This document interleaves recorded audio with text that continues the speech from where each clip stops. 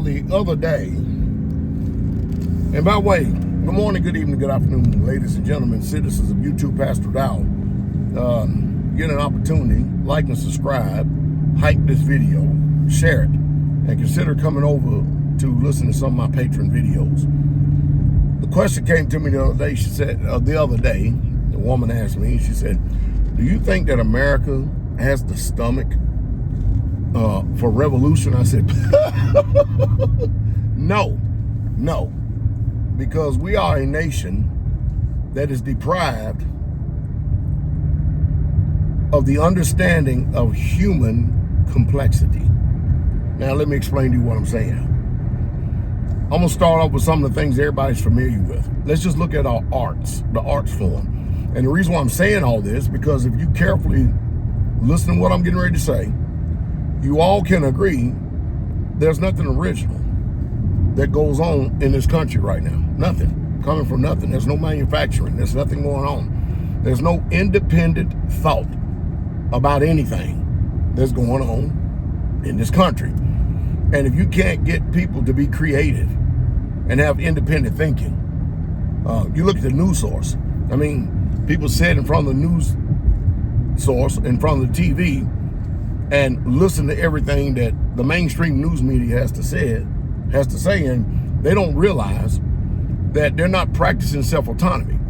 They're getting tanked up and filled up on a narrative that has been spun and rehashed and respun again, all for the purpose of getting them to believe, the general population, getting them to believe what they're saying. I.e., let me give you an example. There's weapons of mass destruction.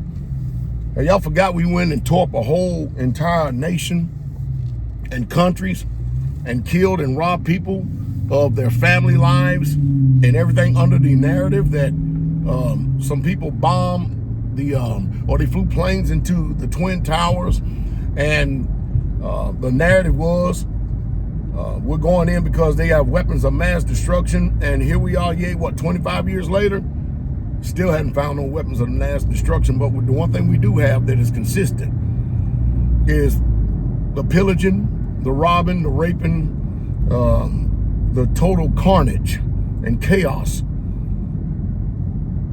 and the constant bloodshedding of America. That is true. People don't have any idea in this society right here that we live on soil. We live in a nation that was all obtained by blood. And we have our way of life today, all because of blood. The shedding of blood, other people's blood, at our expense, in order for us to enjoy this so-called utopia. Now, let me get back to what I was saying. You look at the arts, okay? You think about this for a second, the arts. So, who has the mental capacity today to be able to actually think independently, to be creative? You sit and watch all the movies. Let me give you an example of what I'm saying. You sit and watch all the movies today. Everything is a redo of something that has already been 20 or something, 30 something years ago. And we are a nation that we soon forget history. And because we don't know history, we assume that our experience and what we're experiencing right now in this society is new. And there's nothing new under the sun. Nobody knows this. Nobody teaches this. There's nothing new under the sun. And because there's nothing new under the sun, and people don't understand if you don't know history, and that's the reason why they skew history. That's why whenever you go to school, public food system, they dumb you down to an unprecedented level. They give you a form of fiction. They give you a form of legend. They give you a form of a narrative of history that they want you to believe in order to make sure that your mind and your conscience stays clean from the atrocities that has taken place. And so it's hard to even talk to people today about history, because the same things are being done over and over and over again and again and again. And because nobody has the spirit of recall, how can you recall something you don't know? And people are not interested in it. The only thing they're interested in, like this McDonald's, they're interested in this McDonald's right here. They're interested in foolishness and frivolity. Anything that will, and this 4th of July, look, everybody's selling firecrackers up here. They're interested in anything that's going to entertain them, that will keep their mind off of everyday hustle and bustle. So how can you expect the people to prosper in any kind of way when the only thing that they're looking for in their whole entire lives is sitting down eating, getting tanked up on foolishness and a bunch of frivolity, revelry, and all this stuff, and nobody ever spends any time being creative? I mean, what are we producing here in America that will make anybody motivated to want to do anything? I mean, we're past the welfare state.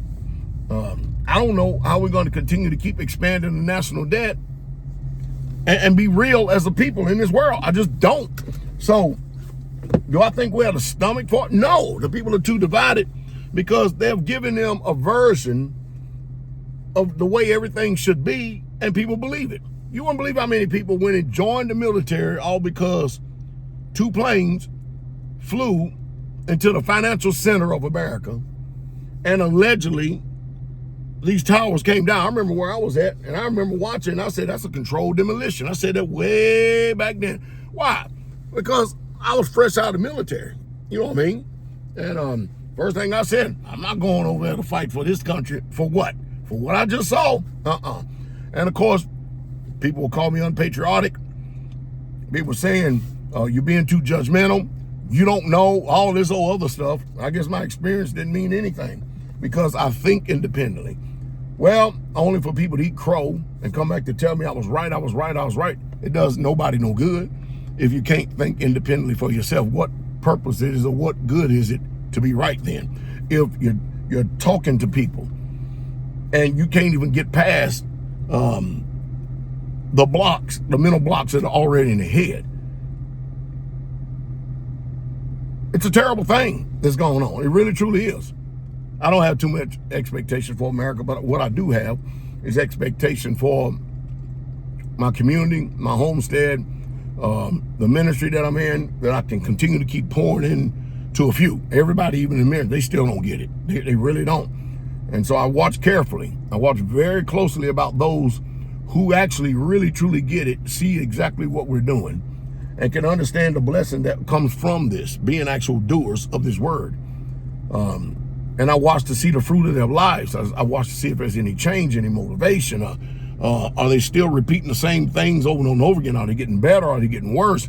I have these kind of analysis that I look at. People always think that people don't never really truly scrutinize me or judge me based on their own independent assessment of me, of themselves. They listen to someone who got offended, and then the people that offended, they can't really tell you what I've done to them. In case you hadn't noticed, nobody out here has told you what I personally done to them. It's all a bunch of hot air, rhetoric, and noise. It's just something perceived.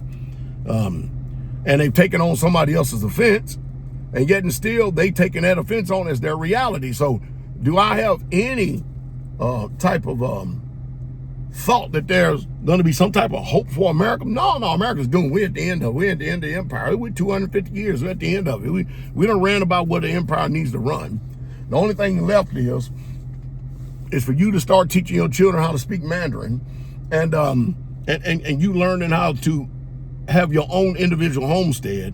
Because if there's an EMP or this grid go down, are you going to have the ability to go ahead and get water? Because water's not coming to these stores.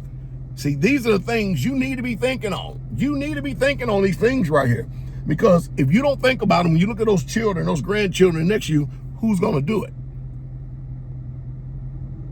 Because people are not going to be there to give you a handout when there's a collapse and chaos. I hope it says something to stimulate thought. Consider coming over my Patreon. Description will be down below this video or a video behind me. Remember, we also have a meeting coming up in Nashville, July the 11th. You may want to go down and also look in the description or some of the videos in the archives that actually is mentioning about the Nashville meeting. Looking forward to seeing you and there. Y'all have a wonderful day. The King coming.